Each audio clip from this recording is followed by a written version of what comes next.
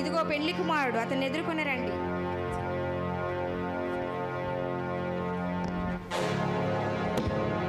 అయ్యో, మీరు ఎక్కడ ఇంతసేపు ఇక్కడ ఉన్నారు? ఇప్పుడు ఎక్కడికి వెళ్ళారు? అదిగో తలుపు కూడా మూసింది, పెళ్లి కుమారుడు వచ్చేసారు. పదండి వెళ్ళి చూద్దాం.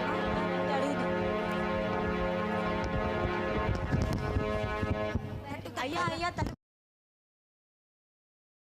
తెరుస్తారా? మీరెవరో నేను ఎరుగనని మీతో నిశ్చయంగా చెప్పుచున్నాను. అయ్యా, మేము నూనె తెచ్చుకోవడానికి వెళ్ళామయ్యా, దయచేసి తలుపు తీయండి అయ్యా. మీరెవరో నేను ఎరుగనని మీతో నిశ్చయంగా చెప్పుచున్నాను. అయ్యో, మనం కూడా ముందే సిద్ధెల్లో నూనె తెచ్చుకొని ఉంటే మనం కూడా పెళ్లి కుమారుడు విందుకు వెళ్ళిండొచ్చు. అవును. ఆ దినమైనను గడి అయినను మీకు తెలియదు గనుక మెలకువగా ఉండిడి. యేసు తిరిగి రాగా సాంగ్.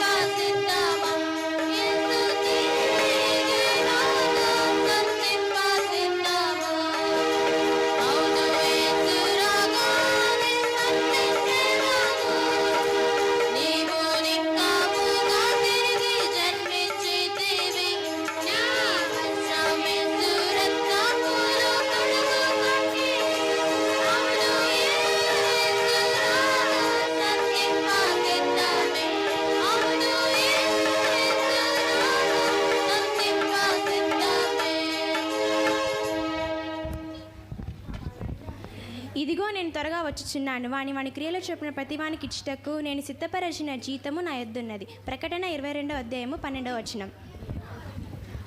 మీ హృదయములు ఒకవేళ తిండి వలనను మత్తు వలనను మందంగా ఉన్నందున ఆ దినము అకస్మాత్మికంగా మీ మీదకి ఉరి వచ్చినట్టు రాకుండానట్లు మీ విషయమే మీద జాగ్రత్త పడుడి. లూకాసు వార్త 21వ అధ్యాయం 34వ వచనము. దేవుడు లోకమును ఎంతో ప్రేమించెను కాగా తన అద్వితీయ కుమారునిగా పుట్టిన వారిని నశింపక నిత్య జీవము పొందినట్లు ఆయన అనుగ్రహించెను. ఆర్భాటముతోనూ ప్రధాన దూత శబ్దముతోనూ దేవుని బూరతోనూ దేవుడు ప్రభువు పరలోకం నుండి దిగివచ్చును. క్రీస్తునందుండి మృతులైన వారు మొదట లేతురు. ఆ మీదట సజీవులై నిలిచియుండు మనము వారితో కూడా ఏకముగా మేఘముల మీద కొనిపోబడ్దుము. కాగా సదాకాలం మనం ప్రభువుతో ఉందుము.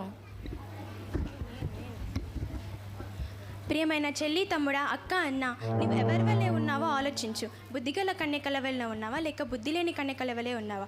ప్రభు రాకడ సమీపించినది, రాకడ గుర్తులు నెరవేర్చుచున్నది. బుద్ధి కలిగి మెలకుగుండి సిద్ధలో నూనె ఉందో లేదో అని సరిచూసుకోండి. అప్పుడే మీరు పరలోక రాజ్యంలోకి ప్రవేశిస్తారు. లేని ఎడల చీకటిలోకి త్రోయబడతారు. జాగ్రత్త, నేడే అనుకూల సమయం, నేడే రక్షణ దినం. ప్రభు దగ్గర నీ పాపం ఒప్పుకో. ఆయన కుమారుడైన యేసు రక్తం ప్రతి పాపం నుండి మనల్ని పవిత్రులుగా చేయను. Praise lord.